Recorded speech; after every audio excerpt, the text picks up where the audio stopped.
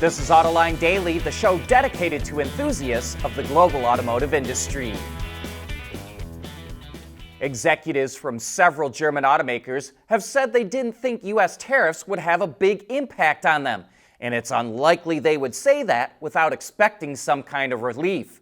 So it's not a total shock to see that Reuters is reporting BMW, Mercedes, and Volkswagen are negotiating with the U.S. Department of Commerce over a possible trade deal. Sources say this would require the automakers to make more investments in the U.S., like adding new models and shifts at plants. But they would also get credits for any cars that they export out of the U.S., which they could then use towards reducing the tariffs. BMW for many years has been the top U.S. auto exporter by volume, shipping nearly 225,000 vehicles worth more than $10 billion around the world last year.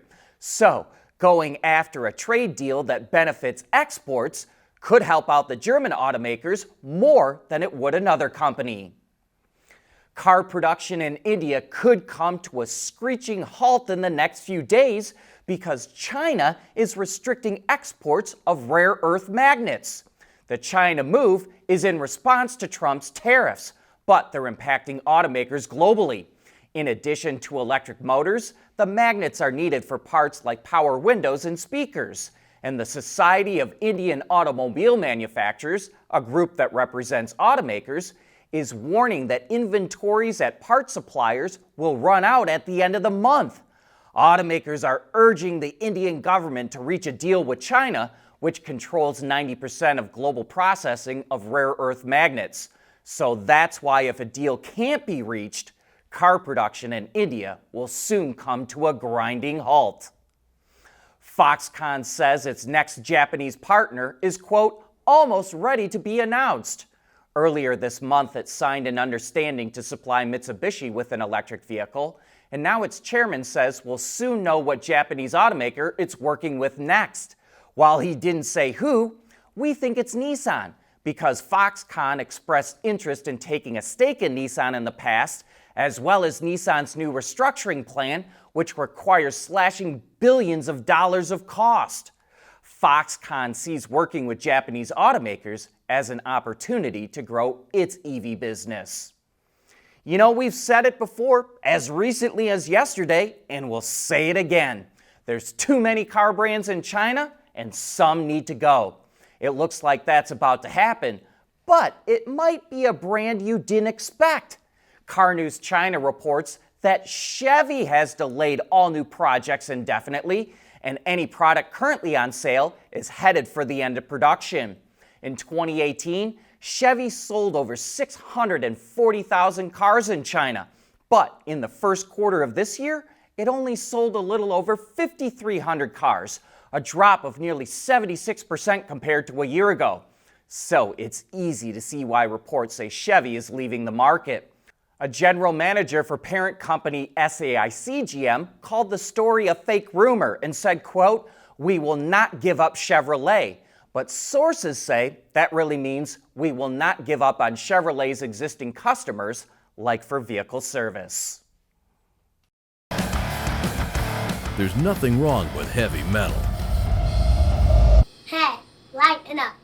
But with world-class composite material, Teijin Automotive Technologies makes vehicles lighter, safer, and more eco-friendly. Hey there, enjoy what you're watching? Then consider becoming an Autoline member. Just click the Join button on the Autoline Network YouTube homepage, or we've also set up a Patreon account under Autoline. Now, absolutely nothing will change with the content that we already provide you, but we're giving exclusive access to even more, like early viewing of Autoline exclusives, behind-the-scenes videos, and even live Q&As with John and I. Elon Musk said that Tesla is going to launch its robotaxi service in Austin, Texas next month. Bloomberg claims the company is specifically aiming for June 12th, and now it's finally getting to testing without a human driver in the driver's seat. Musk says Tesla has been running self-driving Model Ys around public streets in Austin for the last several days, which he claims is a month ahead of schedule. The company is initially expected to have a fleet of 10 to 20 cars that will be monitored and sometimes operated remotely by a human. Elon also says that a self-driving Tesla will deliver itself to a customer for the first time next month as well. Toyota has been criticized for appearing to drag its feet on the EV transition.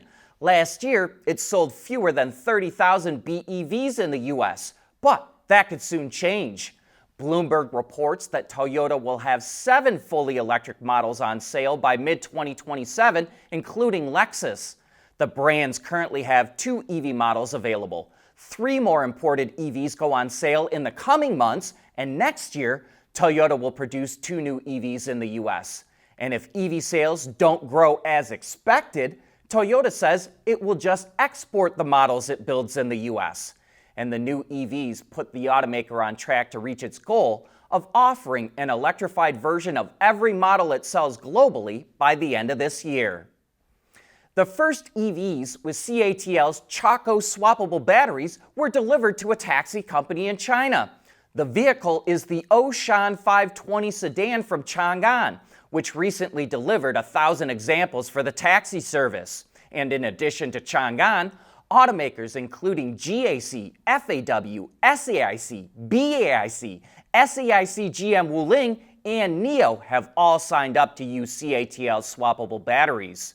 The battery maker has opened 34 locations in Chongqing, the first city to adopt the swap stations, and 16 more will open in the city by the end of the year. Each station can store up to 30 batteries, and they can be swapped in just 100 seconds. And speaking of batteries, the Korea Economic Daily reports that Samsung SDI and LG Energy Solution are going to build LFP batteries in the US for General Motors. The 2 battery makers currently produce NMC, or nickel manganese cobalt packs, for GM. Samsung will retrofit its plant in Indiana to produce LFP batteries starting in 2027, and LG Energy will convert production lines at its plants in Tennessee and Ohio. The plants currently make pouch NMC batteries, but GM is considering switching to prismatic cells, which are structurally better for LFP batteries. The change is part of GM's strategy to offer more affordable EVs, and according to industry experts, LFP batteries cut costs an estimated 20 to 30%, or around $6,000 per vehicle compared to NMC batteries.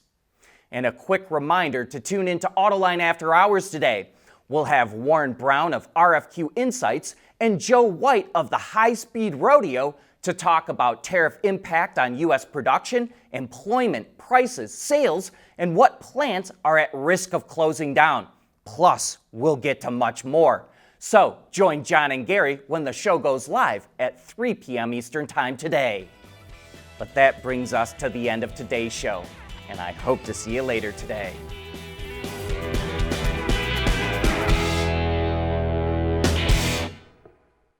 Autoline Daily is brought to you by Intrepid Control Systems. Over-the-air engineering boost your game. Teijin Automotive Technologies, the formula for better mobility. And by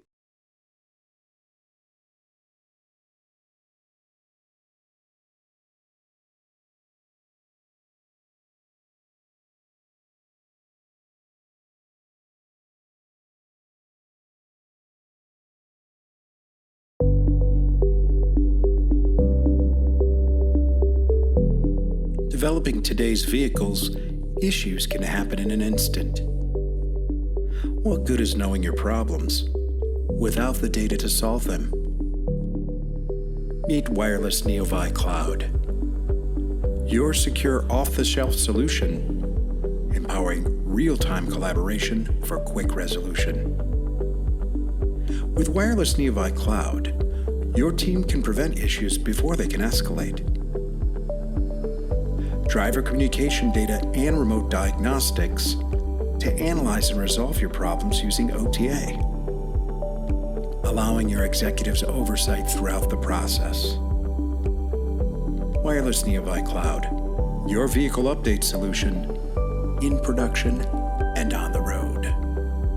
Intrepid Control Systems, driven by your data.